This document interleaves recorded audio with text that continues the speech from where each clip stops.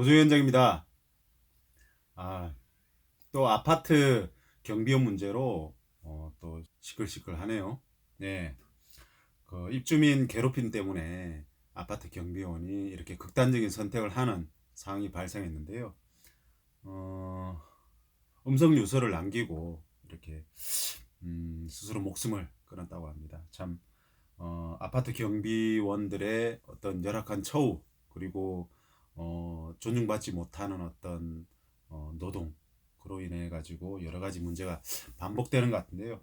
항상 반복되는 문제는 반복되는 구조적인 원인이 있기 때문에 문제가 반복된다고 보는데요. 이번에 스스로 목숨을 끊은 경비원도 물론 입주민과의 갈등, 입주민의 어떤 갑질, 이로 인한 어떤 고통, 그런 것들이 이제 큰 어떤 문제로 자리 잡고 있는데, 이분의 죽음으로 아파트 경비원들의 근로 여건이 다시 이렇게 조명을 받고 있습니다. 이번에 스스로 목숨을 끊은 경비원도 쉬어야 될 휴직 시간에 이렇게 분리수거 일을 한다든지 일을 한 거로 나오는데요. 참 관련된 법이 있더라도 그게 실제 생활 속에서 적용되지 않는 모습을 보면 참 이게 해야 할 일이 되게 많은 것 같아요.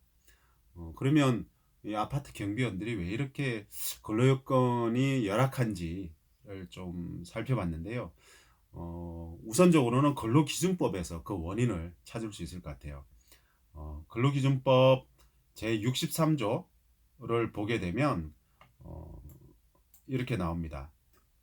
감시 또는 단속적으로 근로에 종사하는 자로서 사용자가 고용노동부 장관의 승인을 받은 자, 소위 감단 근로자라고 하는데요.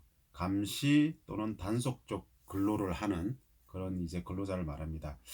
뭐 감시가 주요 업무인 뭐 아파트 경비원, 그리고 이제 단속적 근로자라고 하면 근로시간 중에 상당수가 이제 대기를 한다든지 또는 어, 직접적인 업무가 없는 그런 이제 근로자를 말하는데요.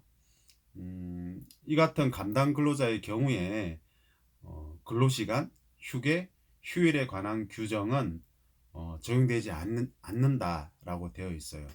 그러니까 이 근로기준법이 최저의 어떤 기준을 정했는데도 그 기준조차도 적용이 안 되는 걸로 이렇게 이제 어, 법에 명시가 되어 있고요. 이거는 아파트 경비원과 같은 그 감시 단속적 근로자에 대한 하나의 낙인과 같은 그런 느낌을 주고 있어요.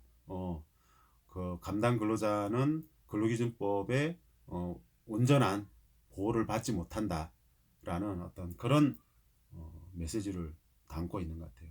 그리고 또 다른 어떤 문제는 어, 이 경비원들, 아파트 경비원들의 업무가 너무 많다는 거예요. 그러니까 경비업법에 보면 아파트 경비원의 경우에도 이런 보안이라든지 또는 그런 이제 경비 업무만 하게 되어 있는데, 뭐 보면 아시잖아요. 청소라든지 택배라든지 분리수거라든지 하는 일이 되게 많거든요. 그러니까 단순히 이렇게 뭐 보안과 관련해서 지켜보고만 있는 그런 사항이 아닌 거죠, 현실적으로. 그리고 이 아파트 경비원 같은 경우에는 일부는 노동조합을 통해서 이렇게 단체적인 목소리를 내는 곳도 있지만, 상당수가 노동조합이 어, 설립이 안 되어서 노동조합을 통한 어떤 대응, 그러니까 집단적인 대응, 그리고 노와 사가 균등한 관계에서의 대응이 안 되고 있는 상황입니다.